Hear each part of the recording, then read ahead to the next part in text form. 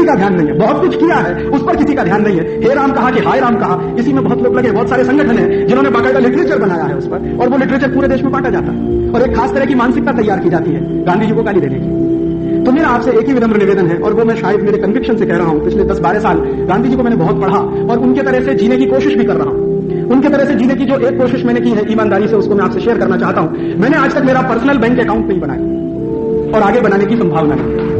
मैंने आज तक मेरा कोई घर नहीं बसाया। आज भी मैं ब्रह्मचारी हूं और ब्रह्मचर्य का पालन करता हूं और आगे भी करता रहूंगा, ऐसा मेरा संकल्प है मेरे मन का। और तीसरा, कोई पारिवारिक संपत्ति में हिस्सा नहीं रखा। मेरे पिता और माता को मैंने बिल्कुल स्पष्ट कह दिया है कि परिवार की संपत्ति में मेरी कोई हिस्सेदारी नहीं होगी। आपको जो करना है आप उसको करिए, या करते उसको चाहे तो दान कर दीजिए मेरे नाम से किसी को। लेकिन इतना भी मुझे लगता है करने में बहुत तकलीफ आती है, बहुत तकलीफ आती है। तो गांधी जी ने पता नहीं कितनी तकलीफें झेली होंगी, उन्होंने तो पता नहीं कितने साल ये सब किया। मुझे तो लगता है कि मेरे लिए बहुत आसान है ब्रह्मचर्य पालन करना, क्योंकि मैंने परिवार नहीं बनाया। उन्होंने तो परिवार बनाकर ब्रह्मचर्य पालन किया, वो तो बड़ी बात है। वो आसान व्यक्ति के लिए नहीं है परिवार में रहते हुए ब्रह्मचर्य का पालन करना और उस ऊंचाई तक जाना, जिस ऊंचाई की बात उन्होंने अपनी आत्मकथा में लिखी है कि वो जीवन का आखिरी दिन था जब पिताजी की मृत्यु के समय उन्होंने अपनी पत्नी के साथ संभोग किया। उसके बाद उन्होंने लिखा है कि मैं मेरी पत्नी के साथ भाई बहन के रिश्ते थे, और उन्होंने कहा कि जीवन में ऊंचाई तभी आएगी जब सही मायने में कोई पति पत्नी भाई बहन की तरह से रहना शुरू कर दे। वो कहते हैं कि ये जीवन का आखिरी वो होगा मुकाम। तो किसी व्यक्ति को कितना ऊंचा बनना चाहिए अपने जीवन में, उसके लिए उन्होंने एक सीमा रेखा बना दिया। वो सीमा रेखा का पालन उन्होंने किया, परिवार बसाते हुए, घर चलाते हुए, बच्चों को पालते हुए। वो अद्भुत ही लोग कर सकते हैं, बिरले लोग कर सकते हैं, वैसे वो थे। और उन्होंने जो किया है वो हम सबके सामने है, जो कहा है वो भी है और जो लिखा है वो भी है। उनके कहे हुए को, उनके किए हुए को और उनके बोले हुए को अगर हम अपने जीवन में दशमांश भी माने 1/10 भी अगर हम उतार सकें तो भारत में बहुत कुछ बेहतर होने की संभावना और शक्यता है। इतना गांधी जी को श्रद्धांजलि स्वरूप में कहना चाहता था। और एक छोटी सी आखिरी बात जो मैं आज के समय में कहना चाहता हूं, गांधी जी ने अपने जीवन में 11 व्रत दिए लोगों को, अहिंसा, सत्य, अस्तेय, ब्रह्मचर्य, असंग्रह वगैरह वगैरह। आपने पढ़े होंगे, बार बार सुने भी होंगे। उन व्रतों के बारे में गांधी जी ने लोगों से कहा है कि मेरी आपसे ये विनंती है कि भारत में जो व्रत मनाए जाते हैं, त्योहार मनाए जाते हैं, उनमें सोमवार का व्रत हो जाता है, कभी बृहस्पतिवार का हो जाता है, कभी मंगलवार का हो जाता है। मंगलवार को हनुमान जी का है, सोमवार को शंकर जी का है, वगैरह वगैरह। उन व्रतों के बारे में गांधी ने कहा कि ये जो कर रहे हैं वो आप करिए, आपकी धार्मिक मान्यताओं के लिए मैं मेरी तरफ से कुछ नहीं कहना चाहता और उसमें हस्तक्षेप भी नहीं करना चाहता। लेकिन उन्होंने कहा है कि व्रत अगर आप कर सकें तो देश के लिए भी करिए।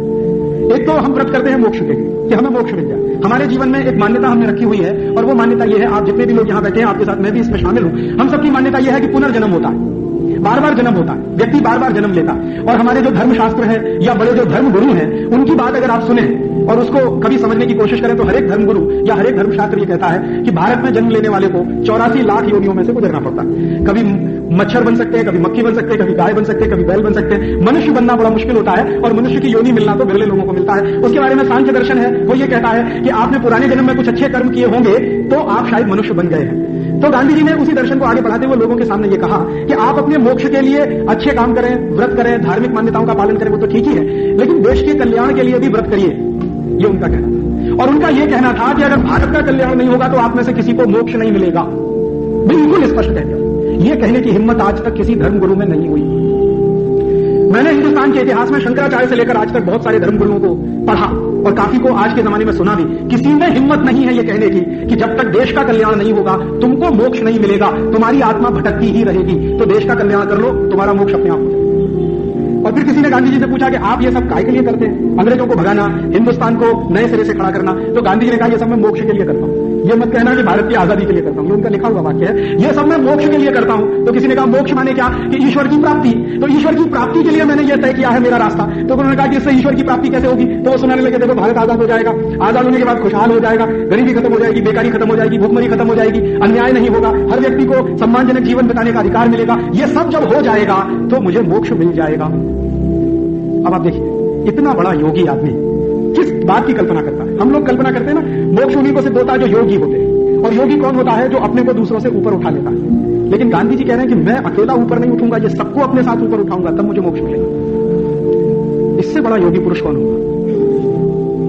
तो इस योगी पुरुष के जीवन से अगर हम कुछ सीख सकें वो यही कि हम अपने आप को ही नहीं, दूसरों को भी अपने साथ उठाएं। और दूसरों को अपने साथ क्यों उठाएं, मैं ऐसा मानता हूं कि महात्मा गांधी की आत्मा भटक रही है, उनको मोक्ष नहीं हुआ है। अगर वो जीवित रहते तो शायद वो काम करते जो उन्होंने अपने लिए तय किया हुआ था। आजादी आने के तत्काल बाद किसी ने पूछा कि गांधी जी आजादी आ गई, अब बिरला जी ही थे, एक दिन सवाल करने लगे अब क्या करेंगे। तो उन्होंने कहा अब तो तुम्हारे साथ लड़ना है। आप सोचिए, जो बिरला जी महात्मा गांधी के पास अपना ब्लैंक चेक रखते थे, उन्होंने एक दिन सवाल किया कि अब तो आजादी आ गई और गांधी जी की आदत थी रोज मालिश करवाते थे, तेल से मालिश करवाते थे। तो एक दिन बिरला जी पहुंच गए सेवाग्राम आश्रम और गांधी जी की मालिश चलती थी, तो पूछ लिया कि अब मालिश क्यों करा रहे हैं, अब तो उन्हें भाग रहे हैं, अब आपको किससे लड़ना है? अभी तो तुमसे लड़ना है। एक दुश्मन नहीं है हिंदुस्तान का, दूसरा दुश्मन मेरे सामने खड़ा है। तो बिरला जी घबरा गए कि ये क्या है। तो गांधी जी ने फिर उनको बड़े प्रेम से समझाया कि देखो घनश्याम दास, ये लड़ाई हिंदुस्तान की जो है बड़ी लंबी है, अंग्रेजों का चले जाना तो एक चरण है, इसके आगे अभी बहुत सारे चरण हैं। तो उन्होंने पूछा कि आपका एसिड टेस्ट क्या है? तो उन्होंने कहा कि देखो, जब अंतिम आदमी हिंदुस्तान का ये कहने लगेगा कि मैं आनंद में हूं, खुशी में हूं, तो मैं मान लूंगा कि हिंदुस्तान की आजादी की लड़ाई पूरी हो गई। यही मेरा एसिड टेस्ट है। और वो तो दुर्भाग्य हम सबका कि उनको किसी ने मार दिया, किसी पागल आदमी ने। मैं तो कहता हूं कि जिस आदमी ने गांधी जी को मारा था, अच्छा ये होता कि वो महात्मा गांधी के सामने जाकर खुद को गोली मार लेता, तो उसके लिए बेहतर होता।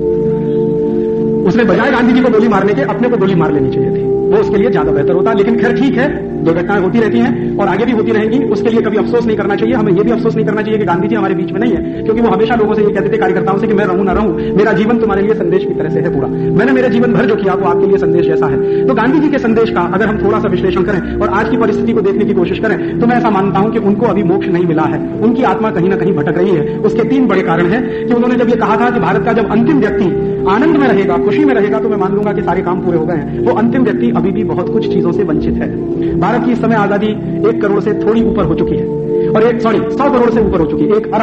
1 अरब से थोड़ी ऊपर हो चुकी है, 100 करोड़ से ऊपर हो चुकी है। अब ये 100 करोड़ की आबादी का जरा क्लासिफिकेशन करें, वर्गीकरण करें, तो क्या चित्र है? चित्र ये है कि हिंदुस्तान के 100 करोड़ की आबादी में करीब 25 करोड़ लोग ऐसे हैं जिनके पास एक दिन में प्रति व्यक्ति खर्च करने के लिए 5 रुपया नहीं है। 25 करोड़ लोग ऐसे हैं।